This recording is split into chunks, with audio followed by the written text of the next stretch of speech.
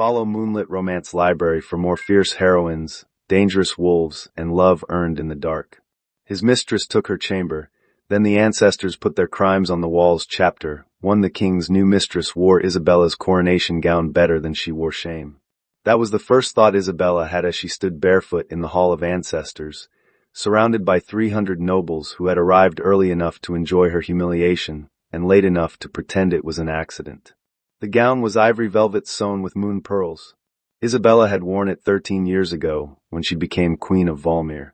Now it clung to Lady Isolde's younger waist, while King Garrick fastened Isabella's sapphire necklace around his mistress's throat. "The east chamber receives excellent morning light," Isolde said, stroking the pearls. "His Majesty thought I might enjoy it." The east chamber had belonged to Isabella since her wedding night. Yesterday, Garrick had dissolved their marriage before the royal council. This morning, his servants had carried her books into a stable loft. By noon, he had announced that Isolde would take both Isabella's chamber and her place beside him at the moon feast. Isabella had not wept when the council stripped the crown from her hair. She had not wept when Garrick said he needed a woman who made him feel like a king rather than a student being corrected. She almost wept over the books. Several had been left in the rain. "How generous," Isabella said.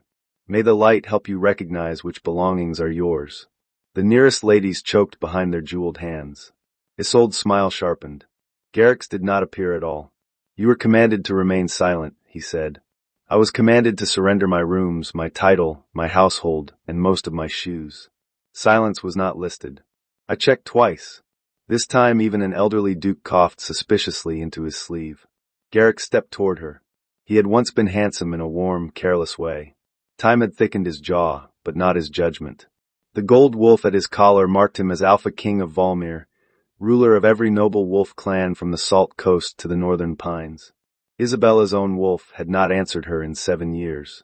The silver obedience collar beneath her plain gray dress made certain of that. "You have always mistaken insolence for courage," Garrick murmured. "No, I mistook endurance for duty. We are both learning today." His hand rose. Before he could strike her, a black cat landed on his shoulder. Garrick screamed. The sound was not kingly. It was not even baronial. It had the thin, startled pitch of a kitchen maid discovering a frog in the butter churn. The cat sprang away, taking Garrick's ceremonial hair ribbon with it. His carefully tied brown hair collapsed over one eye. A laugh escaped somewhere in the crowd and multiplied before anyone could stop it. The cat sat in the high black chair reserved for the ancestral judge. It was large for a house cat, with velvet black fur, silver crescent eyes, and one white toe on its left hind paw. Its tail curled neatly around its feet. Between its teeth gleamed a long iron key. Isabella knew that cat. 13 years earlier, on the night before her wedding, she had found it inside this locked hall batting a royal signet ring across the floor. It had watched her with ancient silver eyes while she gathered a trapped moth from a brazier and carried it to an open window. "You are a dreadful guard," she had told it. The cat had responded by placing one paw on the king's painted face and pushing the portrait crooked. Isabella had laughed for the first time in weeks. She had never fed the creature, never tried to cage it, and never called it hers. Yet whenever she entered the ancestral hall burdened by a decision, she found black fur on the chair beside her. The old servants called the creature Sable. They also said it was not a cat. Now Sable dropped the key onto the judge's seat and began washing a front paw. Garrick dragged his hair from his face. "Remove that animal." Nobody moved. Sable paused, looked directly at the king, and scratched the wall behind the chair. Stone groaned. Every candle flame turned blue. Names burst across the black wall in letters of silver fire. Lord Chancellor Vyr, sale of winter grain. Captain Corbin, disappearance of 3 witnesses. King Garrick, the burned petitions of St. Ara's orphanage. The court stopped laughing. Then one final line appeared. Queen Isabella, sealing of the Ara records. The silence that followed was worse than any jeer. Isabella stared at her own name. Cold traveled beneath the obedience collar and down her spine. She had sealed those records. She had told herself it was temporary. She had told herself that preventing a clan war would save more lives than one public trial. She had told herself many things that sounded nobler in private. "Sorcery," Garrick said. "A trick arranged by the discarded woman. Arrest her." Captain Corbin reached for Isabella. Sable seized the iron key again, bound it across the ancestral portraits, and flung it over the heads of the court. It struck the open palm of the tallest man Isabella had ever seen. Lord Aldrin Vale had entered without trumpets, banners, or permission. He stood well over every guard around him, dressed in a high-collared black coat fastened with dull silver. His shoulders filled the doorway. His hair was midnight dark, his face severe and impossibly handsome, all clean lines and controlled strength. He looked no older than 31, yet the scarless calm in his gray eyes belonged to a man who had watched armies break and found the noise tiresome. Behind him waited the Blackstone Guard. The old law recognized Aldrin as warden of the Ancestors, commander of the northern fortress, and the only noble in Valmir permitted to place a reigning king on trial. He closed his fingers around the key. Isabella moved before caution could stop her. If Garrick took that key, the wall would vanish behind mortar before sunset. She darted between two guards and lunged for Aldrin's hand. Her bare foot caught the hem of her gray dress. Instead of seizing the key, she flew straight into the warden's chest. One hard arm caught her beneath the knees. The other closed around her back. The entire court watched the deposed queen land in the arms of the most feared man in Valmir. Aldrin did not stagger. His gray eyes lowered to hers. Up close, his face was even more unfair. I had imagined a discarded queen would be more dignified, he said. Isabella felt the heat of his palm through the thin wool at her back. I had imagined the warden of the Ancestors would be shorter. We are both disappointed. Something moved at the corner of his mouth. Not a smile. The possibility of one.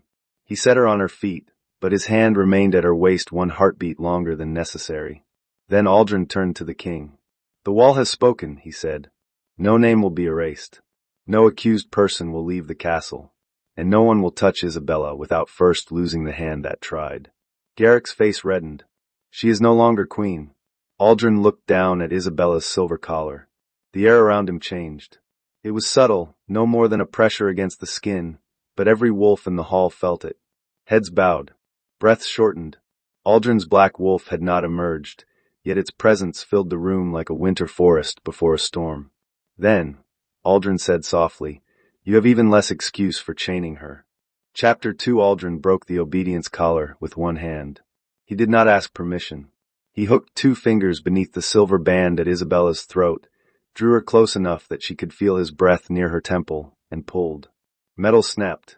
The broken collar struck the stone floor. For one stunned instant, Isabella felt nothing. Then her wolf woke screaming. Gold light flashed beneath her skin. Her knees failed. Aldrin caught her again, this time with both hands at her waist. She clutched the front of his black coat, while 7 years of muffled instinct rushed through her bones. Her wolf was not weak. It had not abandoned her. It had been buried alive. She heard every heartbeat in the hall. Smelled fear, beeswax, old stone, Isolde's rose perfume, Garrick's anger, and Aldrin's clean scent of cedar smoke and cold air. Her body recognized Aldrin before her mind understood why. Not mate. Not yet. Something more dangerous because it involved choice. He steadied her without speaking. His thumbs rested against the curve of her waist. Possession lived in the shape of his hands, but restraint lived in their stillness. "Breathe," he said. "I remember how. Your grip suggests otherwise." She looked down. Her fists had wrinkled his immaculate coat. "I dislike falling. You have done it twice in 5 minutes. Your presence appears to encourage poor footing." That almost smile returned. Across the hall, Sable made a chirping sound, the pleased little noise of a cat watching a cupboard open. Aldrin finally released Isabella and faced the court. The ancestral trial begins at moonrise tomorrow. Until then, the accused remain within the inner castle. "I am the king," Garrick said. Sable hopped into the ancestral judge's chair. The cat sat directly on the carved crown. "The chair has expressed a second opinion," said a broad man in black stone armor. Several nobles stared at him. He bowed to no one in particular. "Sir Tomas Reed, commander of the Warden's Guard. I translate cats during legal emergencies." Sable lifted one hind leg and began cleaning himself. "His phrasing can be vulgar," Tomas added. Even Isabella laughed. It came out rusty, but it was real. Garrick pointed at Aldrin. "You cannot hold me in my own castle." "I can," Aldrin said. "The Northern Kings attempted to challenge that point. Their grandchildren now send me honey at midwinter." "You threaten your sovereign?" "No. I am describing correspondence." Aldrin ordered the Blackstone Guard to seal the gates. Lord Chancellor Vere protested until Sable leaped from the chair and landed on his powdered wig. The Chancellor spun in a frantic circle, slapping at his own head, while the cat rode him with the grave concentration of a cavalry officer. The court scattered. Isabella remained before the burning wall. Her name did not fade. Aldrin came to stand beside her. He was close enough to shield her from the whispers, not close enough to pretend they were not speaking about her. "You knew about St. Aras," he said. It was not a question. "Some of it." "How much?" "Enough to seal the records. Not enough to know Garrick burned the petitions." "Why seal them?" She met his gaze. "Because 12 years ago the Eastern Wolf clans were ready to tear this kingdom apart. The orphanage held children from both sides. Garrick told me the records named 3 clan leaders. He said a public trial would begin a war inside the city walls. I believed him." "Did you verify his claim?" "No." The word hurt more than an excuse would have. Aldrin studied the silver letters. "Tomorrow, the wall will demand more than honesty spoken to me in an empty hall." "You think I do not know that? I think you have spent 13 years carrying a kingdom while a lesser man wore its crown. Competence can become its own vanity. You may believe your good intentions excuse the people crushed beneath your decisions. Anger flared, clean and welcome. And you may believe a black coat and a famous sword make cruelty sound like wisdom." His eyes cooled. "Good," he said. "Good. I wondered whether the collar had taken your temper with your wolf." She wanted to slap him. She wanted, with alarming force, to know whether his mouth was always that controlled. Neither desire improved her mood. "I will answer the wall," she said. "But I will not kneel before Garrick. I would stop you if you tried." He looked toward the broken collar on the floor. "Who put it on you?" "The royal physician, by Garrick's order. He said my wolf had become unstable after I lost a child." A muscle shifted in Aldrin's jaw. "Was it unstable?" "It growled at my husband." A sound medical judgment. Before she could answer, the doors opened and Lady Isolde entered with 4 maids carrying Isabella's trunks. "I have reconsidered the chamber," Isolde said. "The queen may have it back." "There is no queen," Garrick snapped from across the hall. Isolde flinched. It was small, nearly invisible beneath her pride. Isabella noticed. "Keep the chamber," Isabella said. "It has mice." Isolde's eyes narrowed. "It does not." Sable trotted past them with half a powdered wig in his mouth. "It does now," Isabella said. Chapter 3. Aldrin placed Isabella in the western tower under Blackstone protection. It was not a cell. It had a wide bed, a hot bath, 3 windows, and a view of the city Isabella had governed without truly seeing for years. It also had 1 door, 2 guards, and Aldrin standing inside it. "This resembles imprisonment," she said. "It is protective custody." A phrase invented by men with keys. You threw yourself at the last man with a key. Isabella folded her arms. "You intend to mention that forever."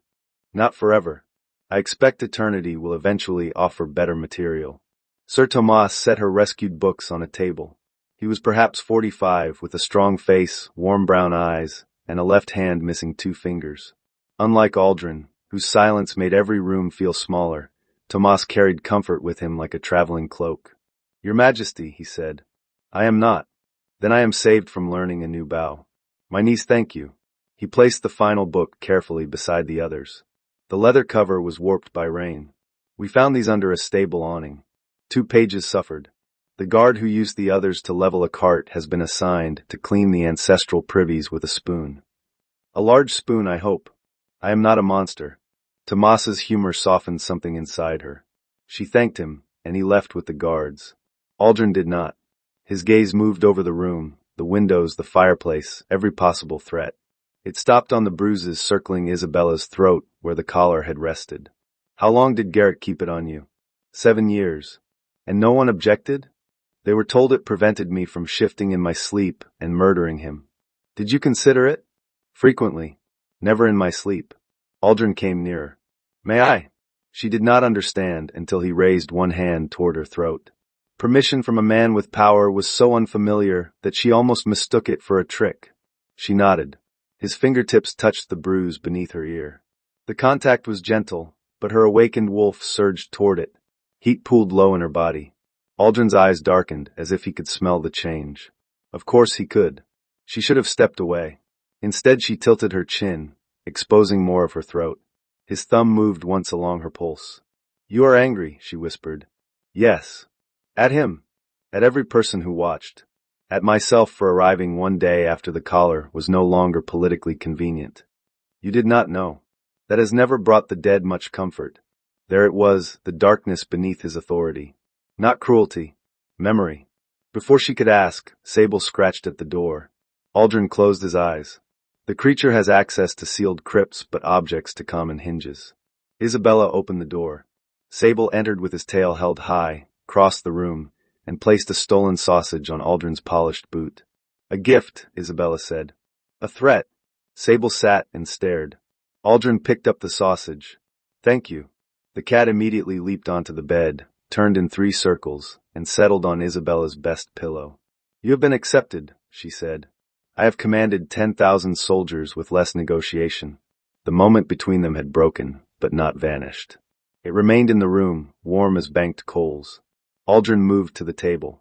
The wall does not reveal its full account at once. Each named person must open a chamber of memory with the iron key. The chamber shows actions, not explanations. Testimony supplies the rest. And if someone refuses, the wall marks the refusal. The accused loses title and property until the truth is heard. Including the king? Especially the king. Including me? He held her gaze. Especially you. The words should have felt like betrayal. Instead they gave her a strange, fierce relief. Garrick had praised her whenever she protected him, and punished her whenever she contradicted him. Aldrin offered neither praise nor shelter from consequence. He saw her as capable of answering for herself. Very well, she said. I open my chamber first. No, you just said I must answer. At moonrise, before the court, with your wolf fully awake. The chamber can overwhelm the senses. Tonight you rest. That sounded like an order. It was. I no longer obey men merely because they lower their voices. Aldrin leaned over the table, bringing his face close to hers. Then obey your own exhaustion. It has been shouting since I entered. She leaned forward too, until barely a breath divided them. You are accustomed to frightening people. Yes. It will be inconvenient when you discover I am not one of them. His gaze dropped to her mouth. Inconvenient, he said, is not the word I would choose. Sable covered his silver eyes with one paw. Then, with surprising tact, the cat jumped down, pushed the door open, and left. Isabella laughed under her breath. At least someone in this castle understands privacy, Aldrin said. He straightened before either of them tested how much privacy remained. Sleep, Isabella. Tomorrow everyone will want a piece of you. And you? He paused at the door. I want you whole. Chapter 4. At moonrise, the court assembled beneath the burning names. Isabella wore a dark blue gown borrowed from a servant who had once worked in her household. It was plain, high-necked, and 2 inches too short. Beth Arden, matron of St. Ara's orphanage, had arrived early and repaired the hem with thread pulled from a curtain. Beth was a small woman of 60 with soft gray-brown hair, kind hazel eyes, and the posture of a person who had spent 40 years preventing children from falling into wells. She embraced Isabella, then pinched her arm. That is for sealing my records. Fair. Beth embraced her again. That is for coming anyway. Also fair. If you lie in there, I shall hit you with my porridge spoon. I remember the spoon. So does a bishop in Eastmere. Beth took a seat among the witnesses. Garrick entered in full gold, determined to dress like a king even if the walls called him a criminal. Isolde followed in Isabella's ivory gown. Her face was pale beneath its careful paint. Chancellor Vere wore a replacement wig so large that Sable watched it with religious interest.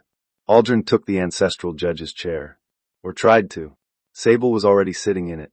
The cat occupied the center of the black cushion, paws tucked beneath his chest, silver eyes half closed. Aldrin stared at him. Sable stared back. The court waited. Move, Aldrin said. Sable yawned. Sir Tomas carried a smaller chair to the side of the dais. The deputy seat, my lord. Aldrin's expression promised military consequences. The ancestors value humility, Tomas said. Isabella pressed her lips together. Aldrin sat in the smaller chair. His knees were too high. The most feared man in Valmir looked like an angry giant attending a child's tea party. Begin, he said. The iron key lay on the black altar. Aldrin called Isabella's name first, honoring her demand even though he had refused to let her enter alone. She stepped forward. Garrick smiled from the royal bench. At last, Aldrin's gaze moved to him. Speak again without invitation, and the guard will gag you with your sash. Tomas inspected Garrick's long golden sash. Excellent material. Very absorbent. Garrick fell silent. Isabella wrapped her hand around the key. The Hall of Ancestors disappeared. She stood in the council chamber 12 years earlier, watching rain stripe the windows. Her younger self wore the crown and held a packet of petitions from St. Aras. The memory could not see her. It unfolded with the merciless clarity of winter. 3 Eastern lords bought grain meant for the orphanage, the younger Isabella said. Children went hungry. This must be tried publicly. Garrick leaned against the council table. He was handsome then, golden and adored. If you accuse the Eastern lords, their clans will rise. If you do nothing, perhaps 20 children suffer. If you proceed, 20,000 may die. Then we investigate quietly and remove them one by one. You have 3 days before the Eastern army reaches the river. Sign the seal, Isabella. Give me time to make peace. And the children? I will replace every measure of grain from my own treasury. He kissed her forehead. Trust me. The younger Isabella looked tired. She had spent 2 nights negotiating with clan messengers. She signed. The memory shifted. 1 month later, she asked Garrick whether the grain had been restored. Of course, he said without looking up from his hunting map. She accepted the answer. The chamber shattered. Isabella returned to the hall on her knees. She heard the court whisper, heard Garrick breathing too quickly, heard Aldrin rise from the absurdly small chair. He did not come to her. She was grateful. If he lifted her now, everyone would think she needed rescue from the truth. Isabella stood by herself. I sealed the records, she said. Her voice carried farther than she expected. I believed a public trial would begin a war. I believed Garrick would restore the stolen grain. I did not verify it. I allowed urgency to become an excuse, and trust to become laziness. Children suffered because I chose the peace I could see over the people I did not visit. Beth's eyes shone, but she did not look away. I cannot undo that choice, Isabella continued. I can surrender my former royal pension and every jewel remaining in my name to St. Aras. I can testify against those who profited, and I can accept whatever judgment the wall gives me. The silver letters changed. Queen Isabella, sealing of the Ara records. The words dimmed, then reformed. Isabella, truth given. Restitution required. Service unfinished. The court murmured. Garrick surged to his feet. She admits treason. Take her away. Sit down, Aldrin said. She betrayed the crown. She was the crown whenever work was required. Garrick's face twisted. You know nothing of our marriage. I know you chained a wolf because she growled at you. The rest lacks mystery. Laughter rippled through the hall. Garrick crossed the floor and grabbed Isabella's arm. Her body remembered years of restraint.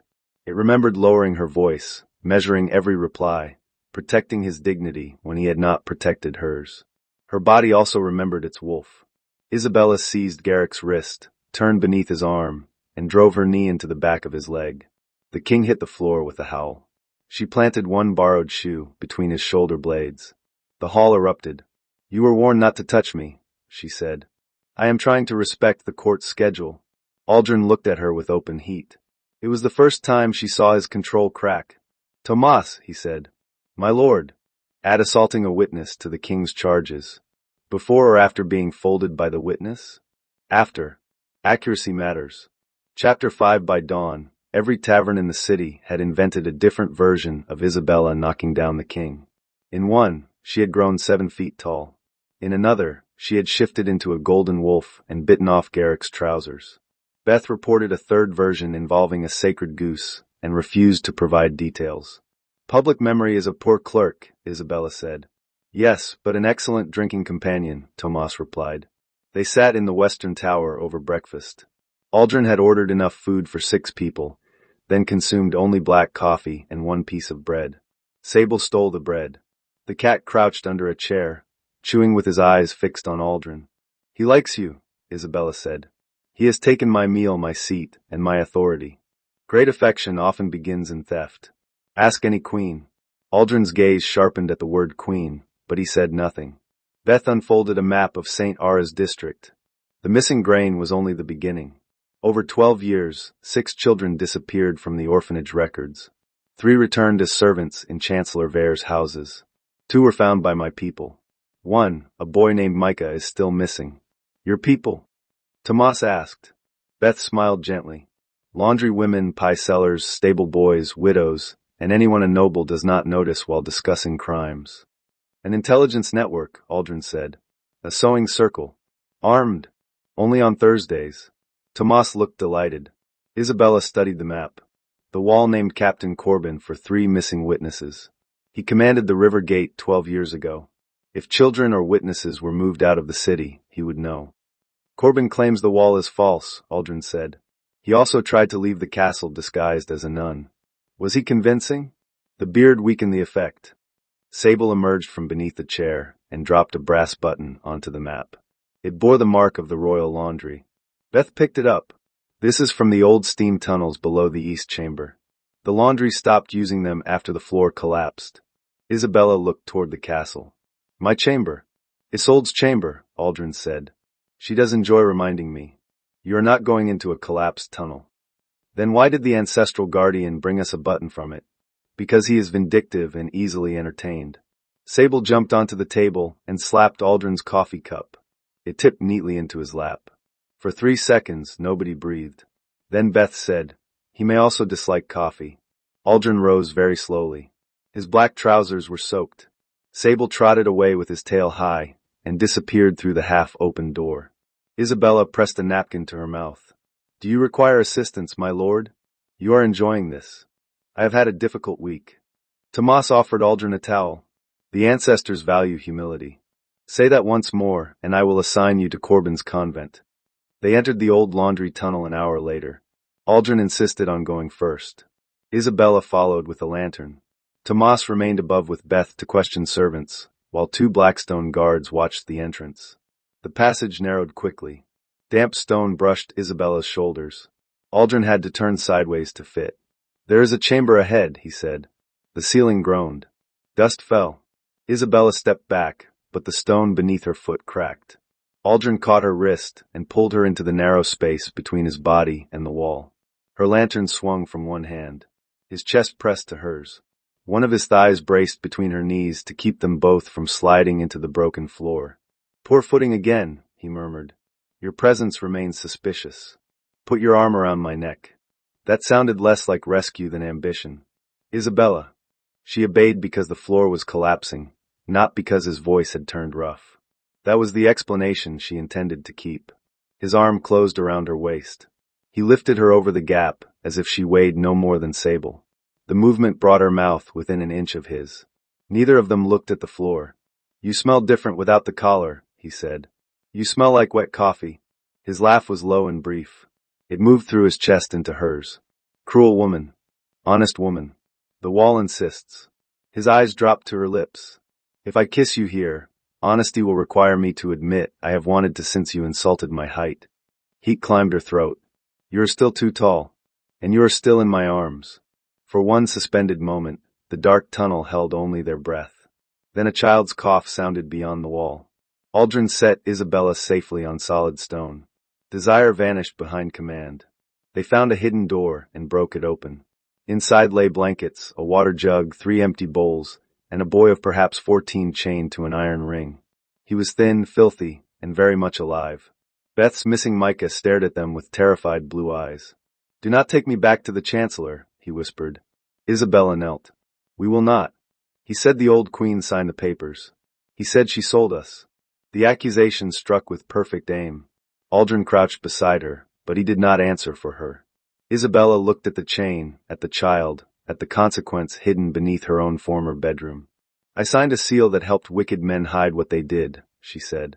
I did not sell you, Micah, but I failed to look for you. I am sorry. You do not have to forgive me. The boy watched her for a long time. Then he pointed toward the far wall. The lady in pearls brings food. She told me to wait. She said she would get us all out during the moon feast. Isabella felt the story turn beneath her feet. Lady Isolde? Micah nodded. Above them, somewhere inside the castle, a woman began to scream. Chapter 6. The scream came from the east chamber. Aldrin reached it before Isabella, which annoyed her only until she saw the dagger buried in the bed. Isolde stood beside the open window, one hand pressed to her bleeding palm. Her ivory gown had torn at the sleeve. A masked man struggled beneath Aldrin's arm, his face grinding into the carpet, while Sable hung from the seat of his trousers by all four claws. "Release me," the man gasped. Sable bit harder. "The animal appears undecided," Aldrin said. Isabella crossed to Isolde. "Are you hurt anywhere else? Do not pretend concern." "I am not pretending. Hold out your hand." "You hate me. At present I find you exhausting." "That is different." Isolde looked as if no one had ever offered her that distinction. She extended her hand. The cut was shallow. Isabella wrapped it with a strip torn from the already ruined bed curtain. The fabric was embroidered with tiny golden crowns. "You always did choose dramatic furnishings," she said. "These were yours." "I was married at 24. My judgment had weaknesses." A laugh escaped Isolde before she could stop it. It turned at once into a sob. The masked attacker used the distraction to wrench free of Aldrin. He drew a second knife and charged Isabella. She saw the blade. Her wolf surged, but 7 years in a collar had left her shift slow and painful. Aldrin crossed the room like darkness given purpose. He caught the attacker's wrist, broke the man's balance, and drove him face first into the washing basin. Water exploded across the carpet. The man came up sputtering. Aldrin pushed him down again. "My lord," Tomas said from the doorway, "he may know something. He will know the basin intimately." Aldrin lifted the attacker, twisted the knife away, and sent him sliding across the wet floor into the iron bedpost. The man collapsed without blood, breath, or dignity. Sable sat on his chest and began kneading the black tunic with alternating paws. "That is a royal messenger's uniform," Isabella said. Tomas pulled away the mask. "Royal messenger Halbriar. Assigned to Chancellor Vere." Isolde went white. Aldrin noticed. "You know him?" "No." Sable stopped kneading. He leaped to the wall and scratched once. A silver claw mark appeared in the stone. "The cat disagrees," Isabella said. "It is not a cat," Isolde whispered. Sable turned his head. His crescent eyes widened. For an instant, his shadow on the wall was not feline. It was the outline of an enormous wolf with pointed ears and a long, plumed tail. Then he sneezed. The wolf shadow vanished. The cat looked offended by his own nose. "What is he?" Tomas asked. Isabella remembered old stories told by laundresses and grandmothers, stories educated people were trained to smile at. "The first kings bound a moon wolf judge beneath the castle," she said. "A spirit that could smell lies. It was said to choose a smaller shape when walking among people." Sable sat and curled his tail around his paws. "Smaller," Aldrin said. "Not quieter." Isolde backed toward the window. "Garrick said those were nursery tales." "Garrick says many things when truth would inconvenience him," Isabella replied. "Do not speak of him as if you know him better than I do." The old pain behind the words was so familiar that Isabella nearly hated her for it. "Nearly. I knew the man he becomes when admiration stops," Isabella said. "You know the man he becomes while he is still hungry for it. Neither of us should boast." Isolde's mouth trembled. "The boy below says you brought him food," Isabella continued. "Why? What boy?" Sable raised one paw toward the wall. "Do not," Isolde snapped at him. The cat slowly extended his claws. "His name is Micah," Isabella said. "Beth has searched for him for 6 years." Isolde closed her eyes. "I found him 3 months ago. Vere keeps children as leverage over the households they came from. Servants hear everything. A missing child can make a stable master forget which carriage left at midnight." "Why not free him?" Aldrin asked. "Because Vere moved the younger children somewhere else. He said if Micah vanished, the others would drown before sunset. I needed time." "So you took my chamber to reach the tunnel," Isabella said. Isolde opened her eyes. "I took your chamber because I wanted it. I wanted your jewels, your seat, and the way every room changed when you entered. I also needed the tunnel. Both things can be true." It was the first honest sentence Isabella had heard from her. "Did you destroy evidence?" Aldrin asked. "Yes. Vere gave me ledgers and told me to burn them. I copied the names first." "Where are the copies?" "Somewhere Garrick cannot reach." The doors slammed open. King Garrick entered with Chancellor Vere and 6 royal guards. He took in the unconscious messenger, the torn bed, and Isabella wrapping Isolde's hand.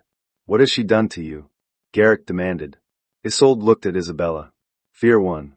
"She attacked me," Isolde said. The lie landed harder than Isabella expected. Garrick smiled. Aldrin moved between Isabella and the royal guards. Careful. One word. No raised voice. Every guard stopped.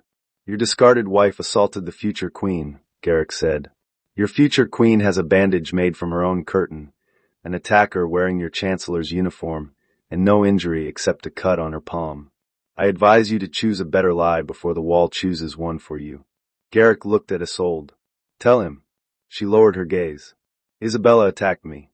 Sable sprang onto the canopy bed and raked both front paws down the carved headboard. Silver fire blazed. Isolde, false testimony given under threat.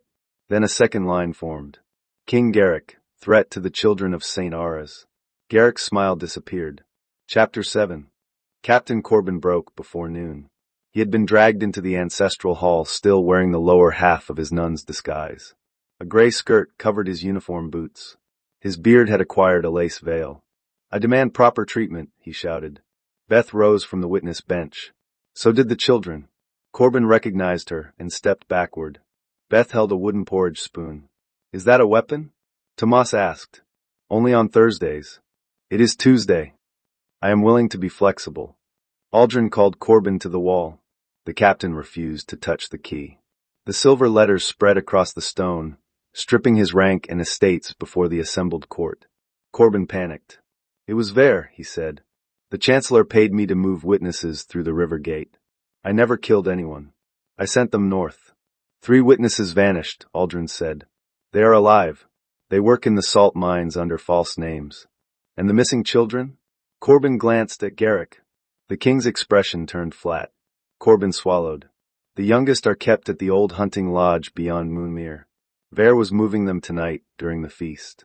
Beth crossed the hall before anyone could stop her and struck him across the nose with a spoon.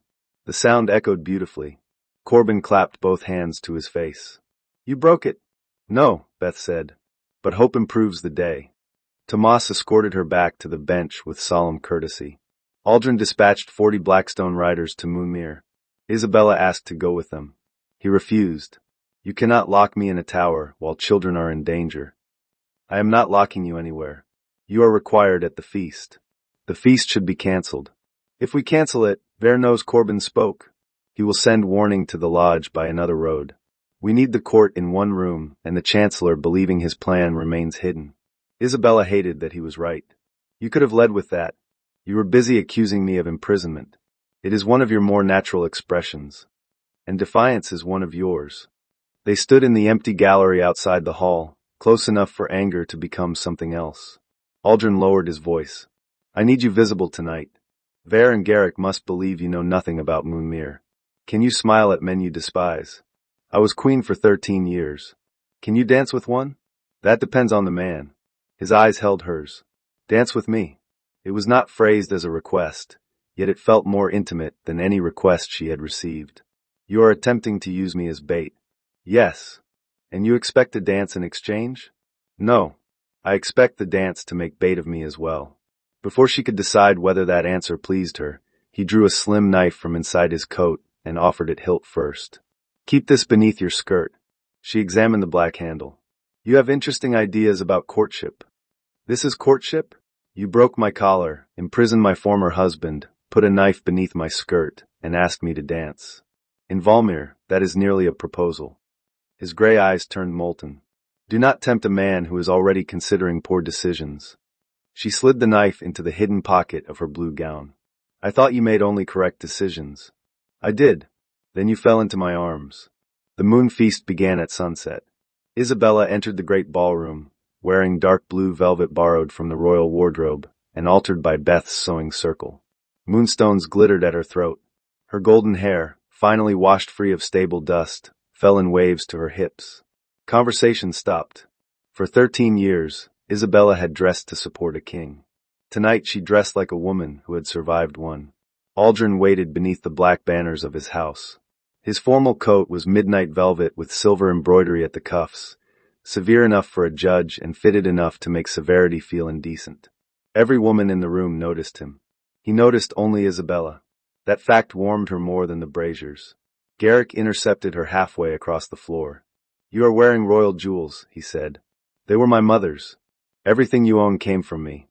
My patience did not. You exhausted it without providing any. His hand tightened around his wine cup. We should speak privately. We had 13 years. You used most of them to explain yourself. Garrick moved closer. You think Vale admires you? He admires the challenge. Men like him do not love women. They conquer them. Across the ballroom, Aldrin went very still. His wolf heard every word. Isabella smiled at Garrick. How fortunate that I no longer accept instruction from men who failed the subject. Aldrin crossed the room.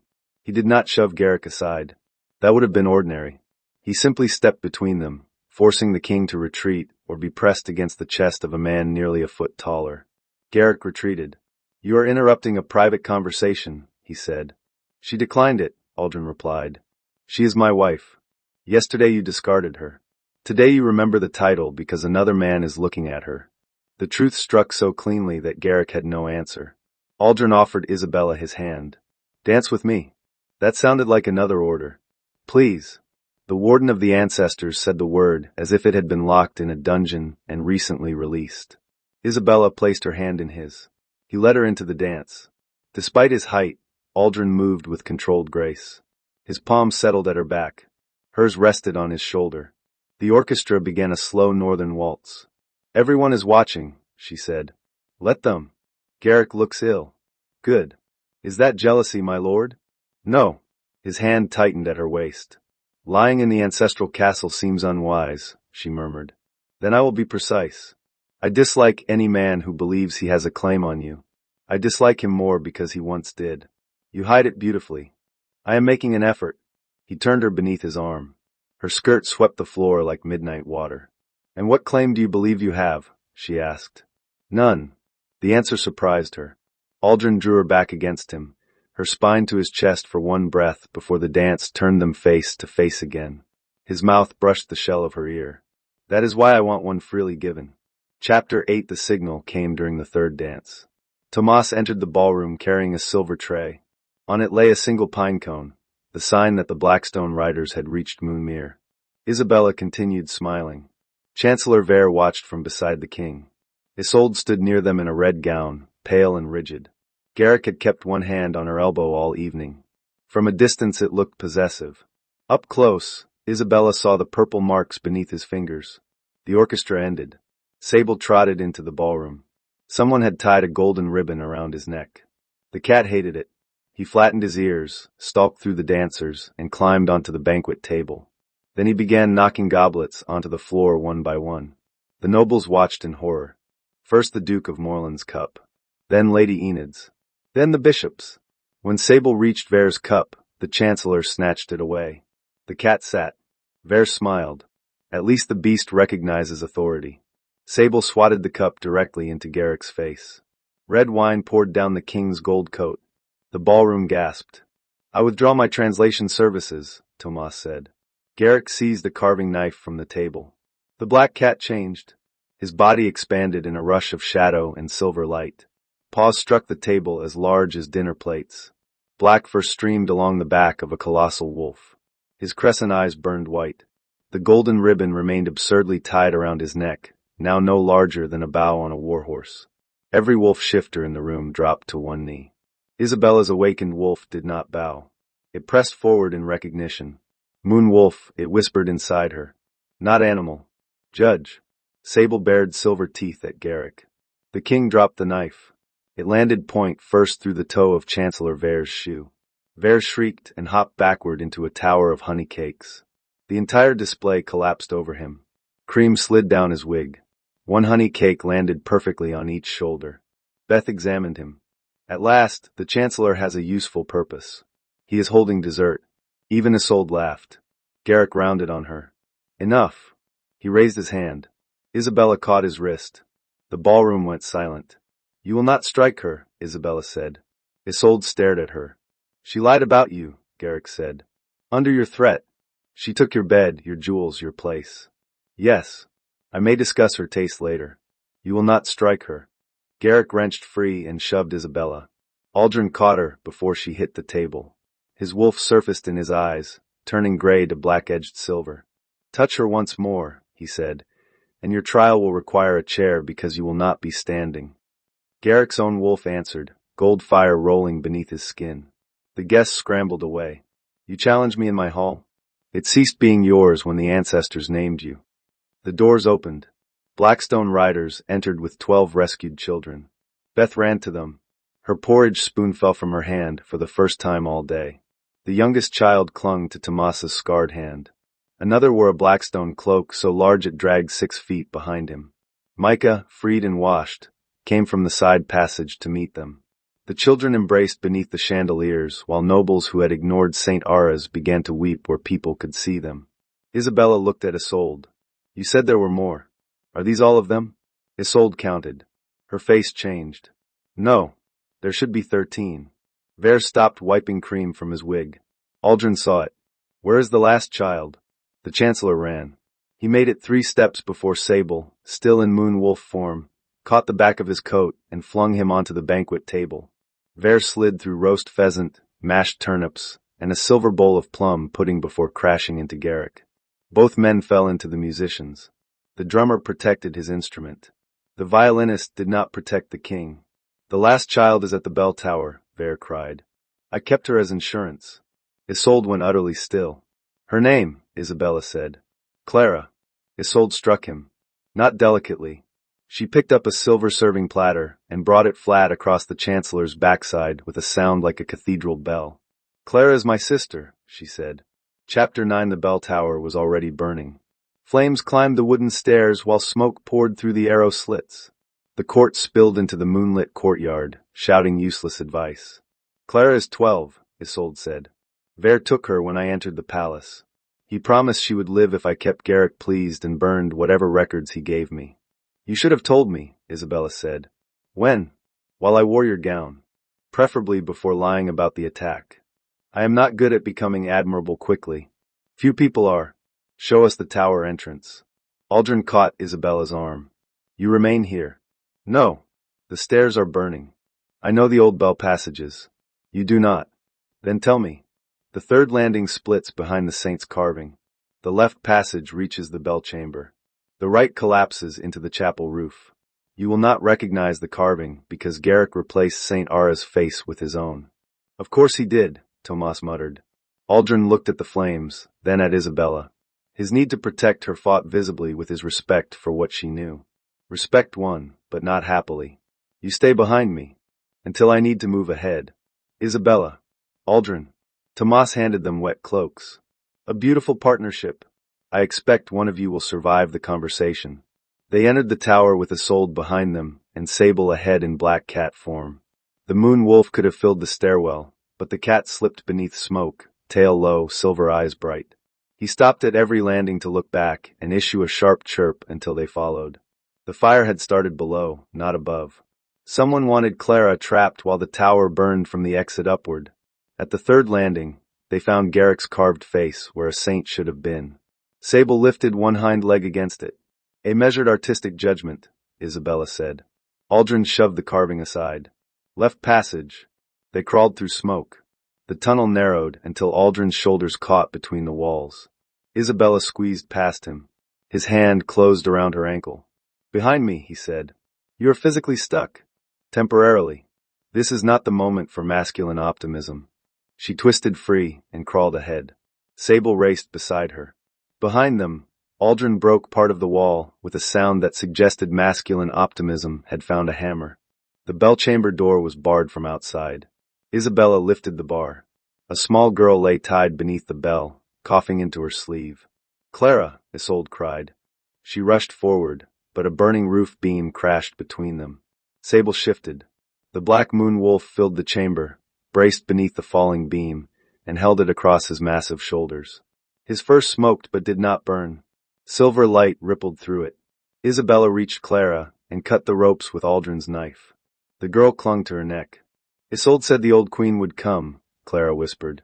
Isabella looked across the flames. Isolde was crying. I told her stories about you. Before I knew you, I hated you. It was easier than admitting I wanted to be you. You chose the worst parts. I see that now. Aldrin forced his way into the chamber. He took Clara from Isabella and tucked the child inside his wet cloak. The floor shook. The stairs are gone, he said. We use the chapel roof. They crossed the right passage as the bell chamber collapsed behind them. Sable returned to cat form and ran along the narrow ledge, paws silent. The humans were less graceful. They emerged onto the steep slate roof above the chapel. The courtyard lay 40 feet below.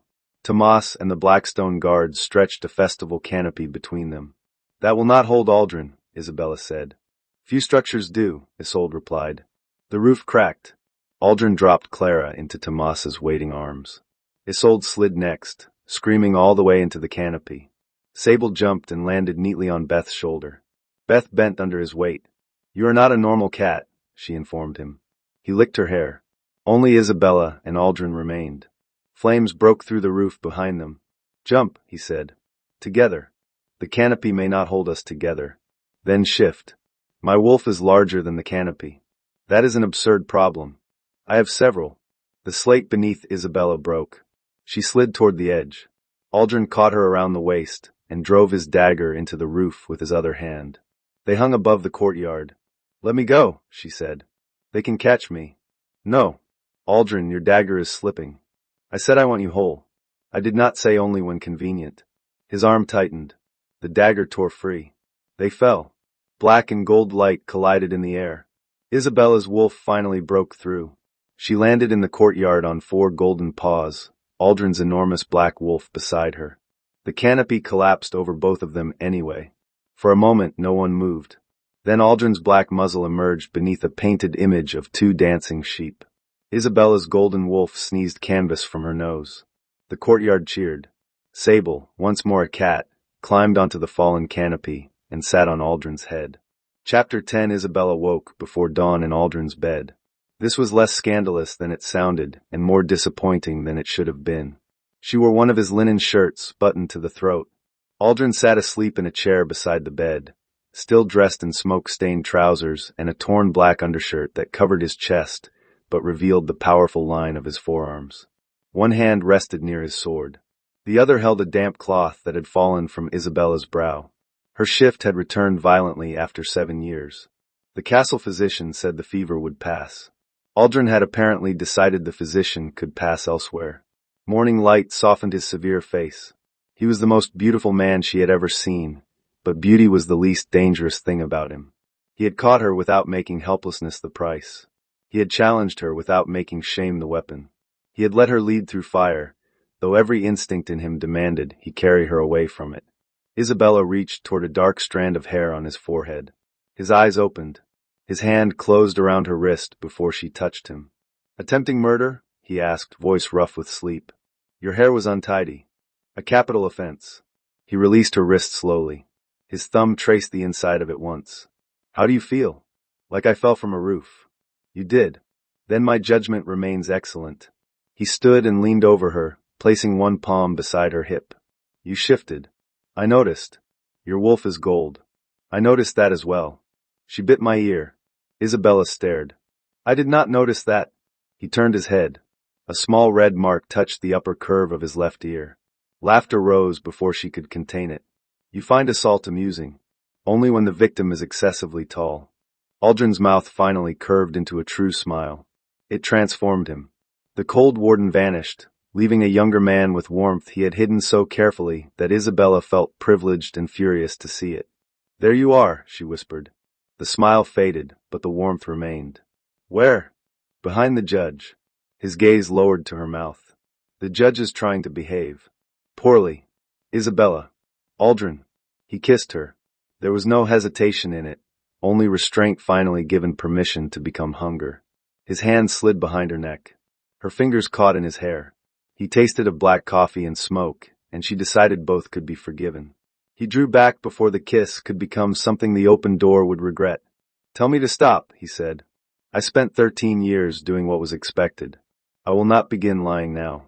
She pulled him down again. The second kiss was slower. His thumb stroked the pulse he had once touched beneath her collar. Her wolf pressed close to her skin, not demanding, simply awake. Sable appeared in the doorway. The cat looked at them. Isabella looked back with warning. For once, Sable showed excellent judgment. He turned around, hooked one paw through the door, and pulled it shut from the outside. Aldrin rested his forehead against hers. I may build him a temple. Give him your chair. He already believes it is a temple. A knock sounded 10 minutes later. Tomas called through the door. I regret interrupting whatever legal discussion requires the warden's boots to be on opposite sides of the room. Aldrin closed his eyes. Isabella bit his shoulder through the shirt to keep from laughing. The wall has changed, Tomas continued. It added a new name. They dressed quickly and went to the ancestral hall. The court had not yet assembled. Only Tomas, Beth, Isolde, Clara, and Sable waited beneath the silver writing. One line burned above all the others. Lord Aldrin Vale, the siege of Hollowford. Isabella felt him become still beside her. What happened at Hollowford? She asked. I won, Aldrin said. His face gave her nothing. His voice gave her less. That was not my question. No. He took the iron key from the altar. But the answer belongs to everyone. Chapter 11 Hollowford appeared around them in winter. The ancestral chamber pulled Isabella into Aldrin's memory with such force that cold bit through her gown. She stood unseen upon a city wall, while snow fell over a battlefield below. A younger Aldrin waited beside the western gate. He was perhaps 22, already towering over the soldiers under his command. His black armor bore no ornament. Blood marked one sleeve, though his face showed no wound. Refugees crowded outside the gate. Hundreds of them. Behind them, the northern army advanced through the snow. A royal messenger handed Aldrin a sealed order. Close the gate. The enemy has hidden soldiers among the villagers. There are children out there, young Aldrin said. The king commands it. If the gate remains open, Hollowford falls. The messenger wore the crest of Garrick's father. Aldrin looked toward the refugees. A woman held a baby above the crowd so it could breathe. An old man pounded on the gate.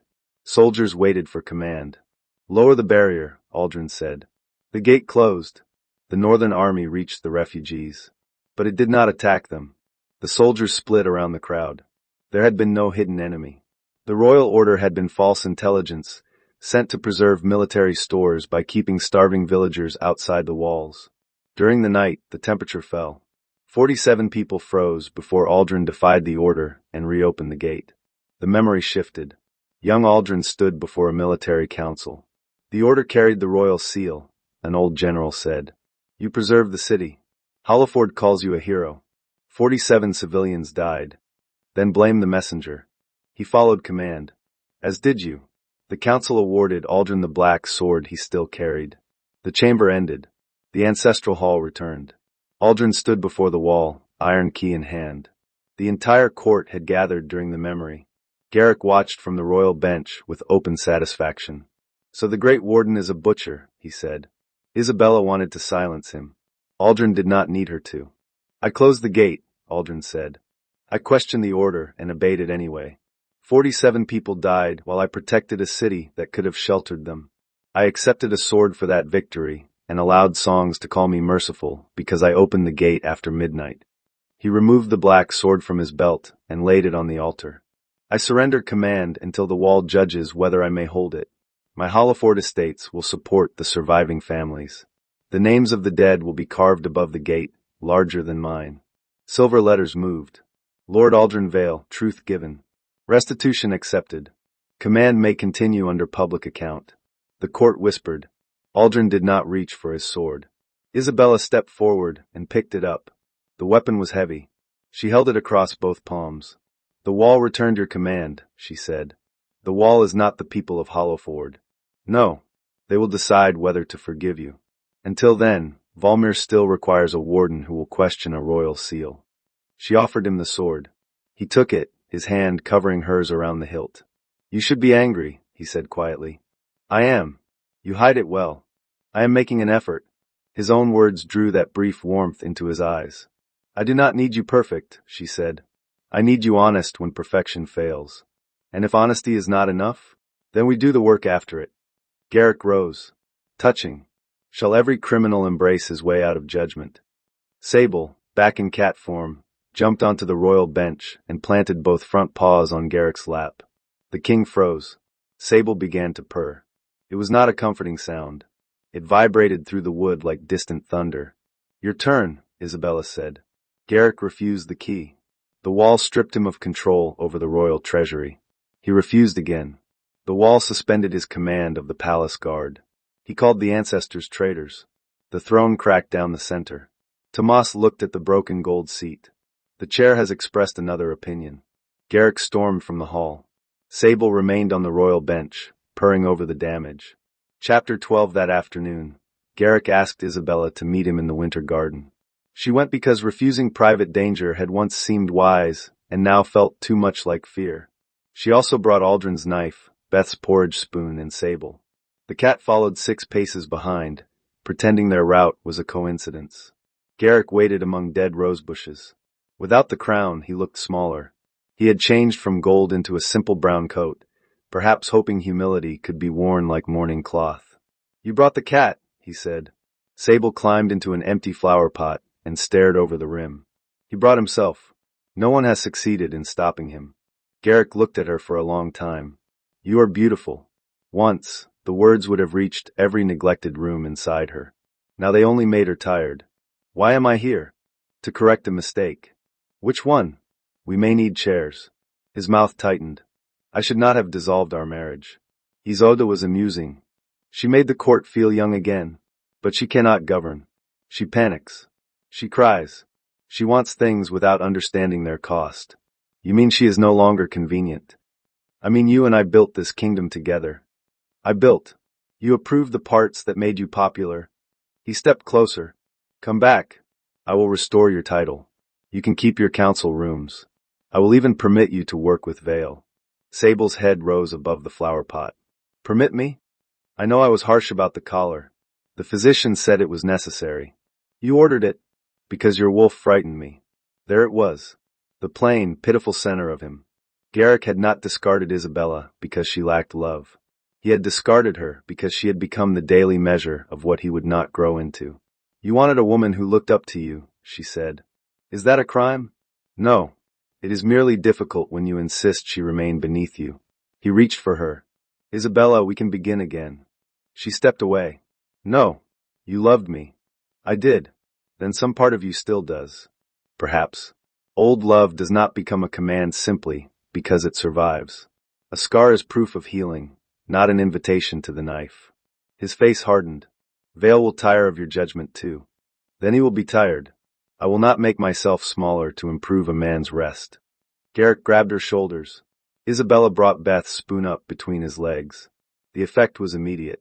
The former king folded with a sound no royal musician could have reproduced. Isabella stepped back, spoon in hand. "Beth's technique is excellent," she said. Sable sprang from the flower pot, seized Garrick's brown cap, and ran into the hedge. Isabella left her former husband bent among the dead roses, chasing a cat for his hat. Aldrin waited outside the garden gate. He leaned against the stone arch with arms folded. His expression was calm. His scent was not. Jealousy sharpened the air around him like cedar split by lightning. "How much did you hear?" she asked. "Enough to know the spoon should be knighted." "You were listening." "I was guarding the door." "With your ear against it?" "The hinges are thin." She stopped before him. "He offered to restore my crown." "I heard." "And if I wanted it?" Aldrin's jaw tightened. "I would consider you temporarily mad. I would still protect your right to choose.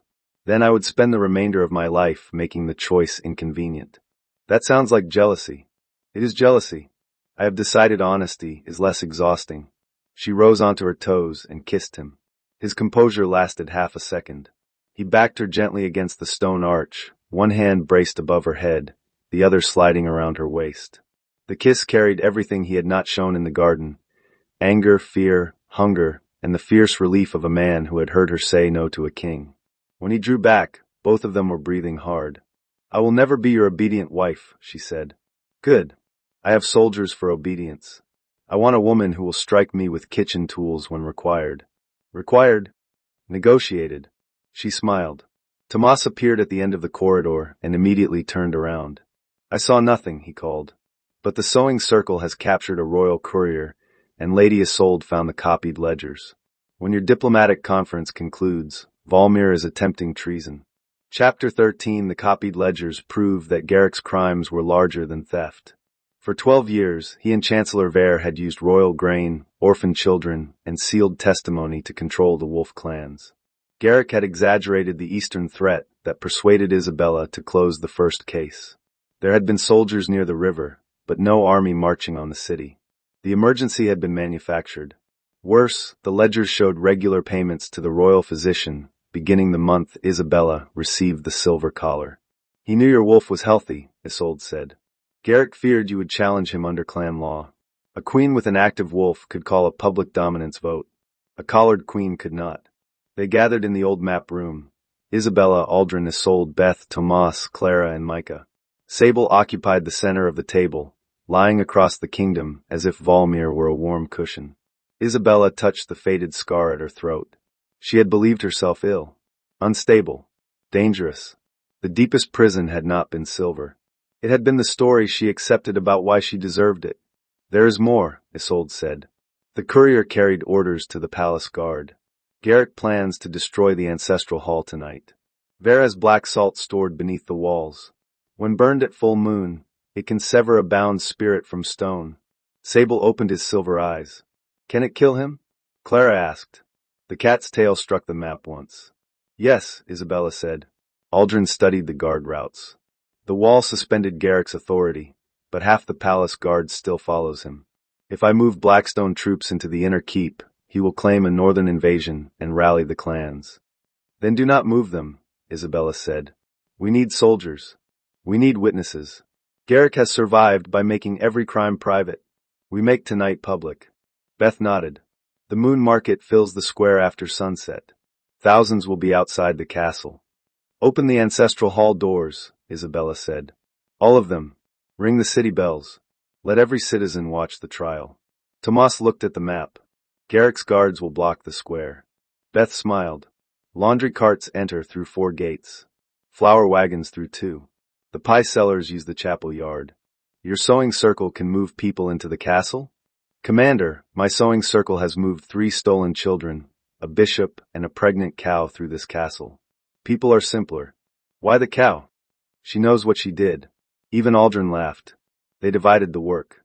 Beth would bring citizens through the service gates. Tomas would place loyal guards at the bell ropes and secure the black salt stores.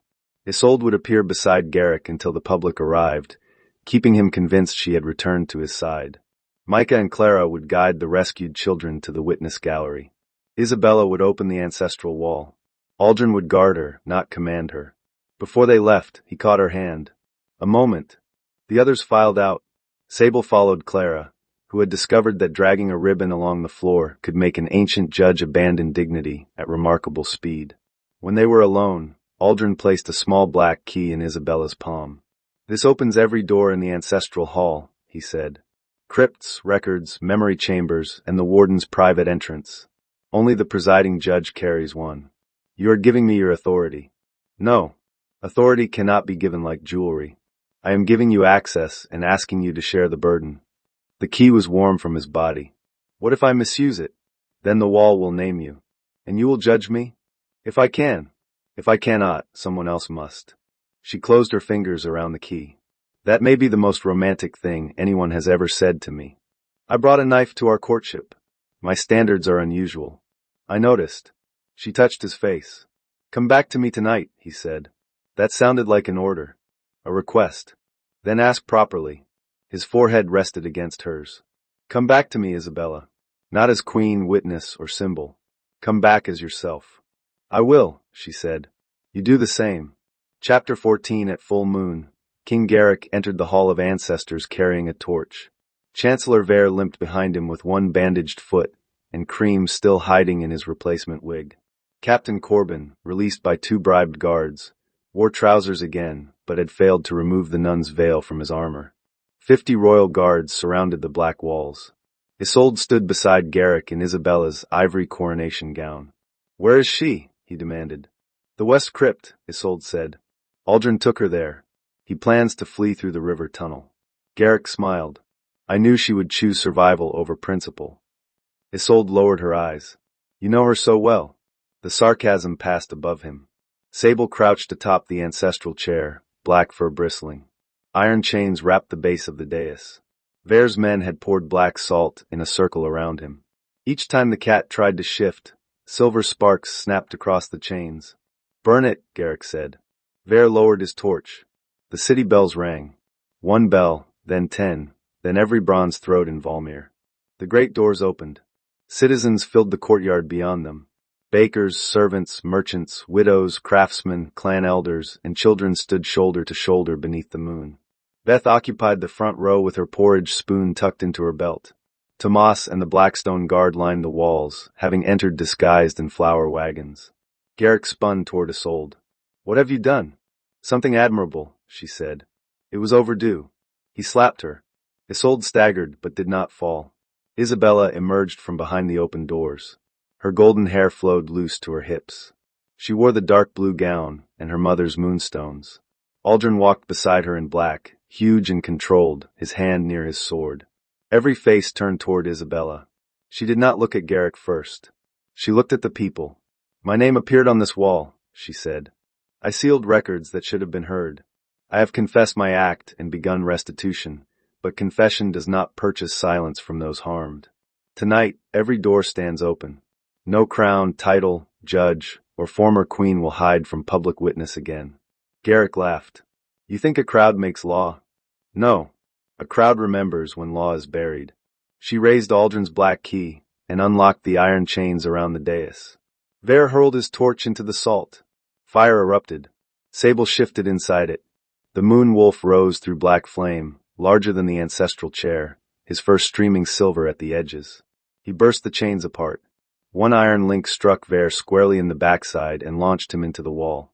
The Chancellor slid down beneath his own burning name. Sable bounded across the hall. Corbin raised a sword. The moon wolf caught the captain by the belt and tossed him into a ceremonial drum. Corbin crashed through the painted skin and became stuck at the waist, legs kicking beneath the words "honor of the crown." The crowd roared with laughter. "Arrest them," Garrick shouted. Half the royal guards hesitated.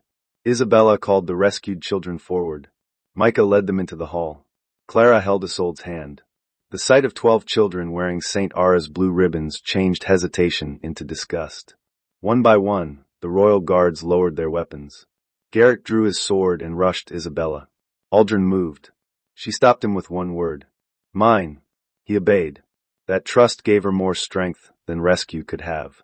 Garrick swung.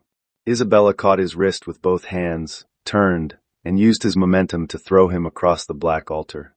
His sword skidded away. He came up snarling, gold wolf fire rolling beneath his skin. "You are nothing without me." "Then this should be easy." He shifted. A large golden-brown wolf exploded from his clothes and lunged. Isabella's golden wolf met him in the center of the hall. They collided beneath the burning wall. Garrick was heavier. Isabella was faster. He snapped at her shoulder. She twisted aside, seized the loose fabric still tangled around his hind legs, and pulled. The king's wolf slid across the polished floor. Sable extended one enormous paw. Garrick struck it and rolled backward into the cracked throne. The throne collapsed. Gold panels fell around him like badly built furniture at a village fair. He shifted back, dazed and wrapped in a curtain. Isabella returned to human form behind a Blackstone cloak Aldrin threw around her. She fastened it at her throat and crossed to the iron key. "Open the chamber," she said. Garrick spat at her feet. The crowd began to chant. "Open it! Open it! Open it!" He looked at the citizens, the guards, Isolde, the children, and Aldrin. Every person he had divided now stood in the same room. Garrick touched the key. The wall opened his memory. They saw him instruct Vare to steal the orphan grain and blame eastern clans. They saw him forge reports of an approaching army. They saw him pay the physician to collar Isabella because her active wolf could challenge his rule. They saw him order witnesses moved, children hidden, petitions burned, and the ancestral hall destroyed. Then they saw the private truth beneath the public crimes. Garrick sat alone after council, while Isabella's successful laws were praised in the city. "They love her," he told Vare. "They obey you. It is not the same. Then make her smaller." Garrick considered the advice and smiled. The memory ended. No one spoke. The wall changed. King Garrick, truth forced. Crown forfeited. Property seized. Service owed to those he starved. Garrick fell to his knees. "Isabella," he said. "Please." For the first time in 13 years, he looked at her as if she held power he could not borrow. "Tell them I was not always this man." She thought of the young husband who had kissed her forehead. The king who had trusted her mind until the kingdom admired it. The frightened man who had chosen control each time love asked him to grow. "You were not," she said. "You became him one decision at a time." Hope entered his face. She let it live for one breath. And I will not walk backward through those decisions to rescue you from the man you chose to be. Tomas placed Garrick in chains. Vere tried to crawl toward the side door. Beth caught him by the wig. It came off in her hand. The Chancellor froze, bald head shining beneath the moonlight. Beth examined the wig, discovered 3 orphanage seals hidden inside it, and struck him with the porridge spoon. Thursday, she announced, has arrived early. Chapter 15 Valmir did not become honest in a single night. It became louder. For 6 months, people arrived at the Hall of Ancestors carrying complaints that had been hidden in kitchens, barns, barracks, and marriage beds. Some names burned on the wall. Some accusations proved false. Every hearing remained open. Isabella refused the crown when the clan council offered it. I know what happens when a kingdom places all virtue inside one person, she told them. It becomes eager not to notice when that person fails. Instead, Valmir formed a public council with elected voices from each district and clan. Isabella accepted the office of first steward for 3 years, subject to removal by vote and review by the ancestral wall. Beth became keeper of public welfare. Her first act was to replace the royal hunting lodge with a school and home for orphan children. Her second was to hang the porridge spoon above the council door. No noble missed the warning. Isolde became keeper of records after giving full testimony and surrendering the jewels Garrick had bought with stolen grain.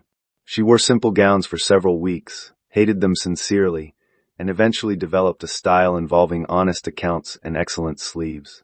Clara lived with her above the archive. Micah trained as a clerk and corrected everyone, including Isabella. Captain Corbin spent 2 years repairing the river road under the supervision of the witnesses he had sent to the salt mines. Chancellor Vere served meals at St. Ara's wearing an apron that read "Ask me where the grain went." Beth chose the words. Garrick worked in the public granary without title, wine, or flattering mirrors. Once a week, he stood in the market and read the names of children harmed by his theft. He asked Isabella for another private meeting. She sent him a public hearing schedule. Sir Tomas became commander of the United City Guard. Children adored his missing fingers, his terrible songs, and his willingness to let them polish his helmet with jam when he fell asleep. Sable remained impossible.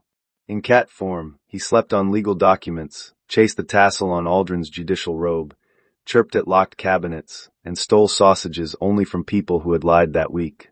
In moon wolf form, he patrolled the city walls beneath the full moon. He still had one white toe. Isabella never called him her pet.